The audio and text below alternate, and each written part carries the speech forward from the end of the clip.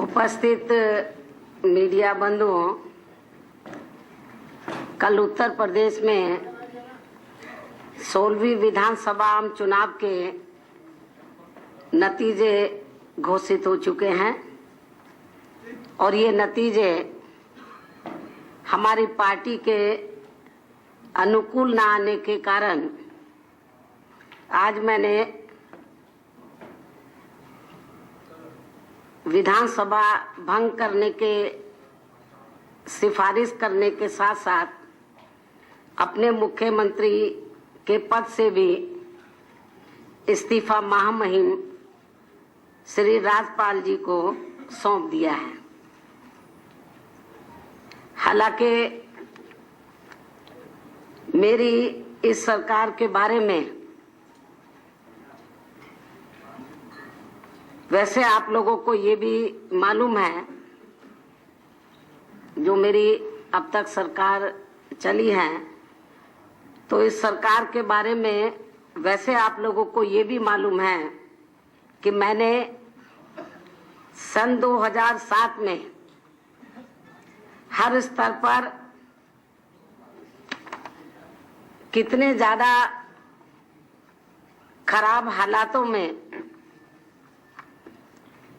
प्रदेश की सत्ता अपने हाथों में ली थी, जिन्हें सुधारने में मेरी सरकार को काफी ज्यादा मेहनत करनी पड़ी है। जबकि इस मामले में मेरी सरकार को सहयोग देने में विरोधी पार्टियों की तरह केंद्र सरकार का भी रवैया ज्यादातर नकारात्मक ही रहा है। लेकिन इन सब के बावजूद भी मेरी सरकार ने अपनी पार्टी की सर्वजन हिताय व सर्वजन सुखाय की नीति के आधार पर चलकर यहाँ विकास व कानून व्यवस्था के साथ साथ सर्व समाज में से गरीबों, मजदूरों, युवाओं, छात्रों, महिलाओं, किसानों, व्यापारियों, कर्मचारियों एवं सरकारी व गैर सरकारी वकीलों आदि के हितों में हर मामले में वे हर स्तर पर काफी महत्वपूर्ण एवं ऐतिहासिक कार्य किए हैं। प्रदेश में बिजली की खराब स्थिति में भी सुधार लाने के लिए अनेकों नए कदम उठाए गए हैं, जिसका लाभ प्रदेश की जनता को हर हालत में सन 2014 तक जरूर मिल जाएगा। लेकिन इसके साथ साथ यहाँ दुख की बात यह है कि अब प्रदेश में सत्ता ऐसी पार्टी के हाथों में आ रही है जो इन सब कार्यों को ठंडे बस्ते में डालकर प्रदेश को हर स्तर पर फिर से कई वर्षों पीछे ले जाएगी, जिसके लिए हमारी पार्टी, कांग्रेस पार्टी व बीजेपी, इन दोनों पार्टियों की इस चुनाव में गलत स्टैंड को लिए जाने को ही पूरे तौर से जिम्मेवार मानकर चलती है। और इस बारे में आप लोगों को ये भी मालूम है कि कांग्रेस पार्टी ने प्रदेश में विधानसभा आम चुनाव घोषित होने के तुरंत बाद ही अपने राजनीतिक स्वार्थ के लिए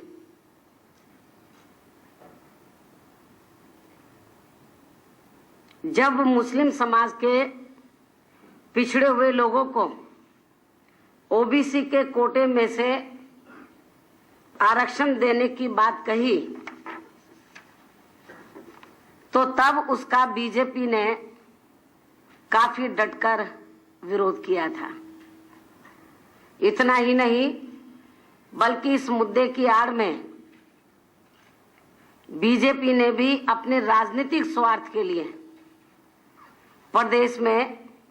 अपर कास्ट समाज के साथ साथ ओबीसी के लोगों को भी अपनी ओर खींचने की पूरी कोशिश की थी, जिसके कारण फिर यहाँ मुस्लिम समाज के लोगों को इस बात का काफी डर सताने लगा था कि कहीं प्रदेश में फिर से बीजेपी यहां सत्ता में वापस ना आ जाए, जिससे घबराकर फिर प्रदेश में मुस्लिम समाज के लोगों ने कांग्रेस पार्टी की स्थिति को कमजोर देखते हुए और साथ ही आरक्षण के मुद्दे पर बीएसपी से अपर कास्ट समाज व पिछड़े वर्गों का वोट बीजेपी में जाने की संभावना को देखते हुए ये जो रिजर्वेशन का मुद्दा जो बीजेपी ने काफी हाईलाइट किया, तो इसकी संभावना को देखते हुए फिर इन्होंने यानी कि मुस्लिम समाज के लोगों ने कांग्रेस पार्टी के साथ साथ हमारी पार्टी को भी अपना वोट ना देकर इन्होंने लगभग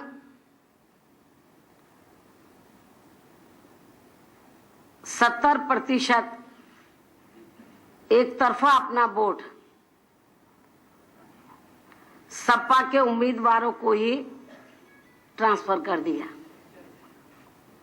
और यही मुख्य कारण है कि फिर इनके वोटों में, मुस्लिम समाज के वोटों में सपा के एससी, ओबीसी व अपर कास्ट समाज के काफी उम्मीदवारों का, उनके समाज का थोड़ा थोड़ा वोट जुड़ जाने की वजह से फिर इस पार्टी से इन वर्गों के लोग भी काफी तादाद में चुनाव जीत गए। The NDTV News app had redefined the entire genre. Now another market beater. It's already hit #1. NDTV Profit, India's #1 finance app. Download free at ndtvprofit.com/apps. Live stream of NDTV Profit, market news and your easy to manage portfolio. Download now ndtvprofit.com/apps.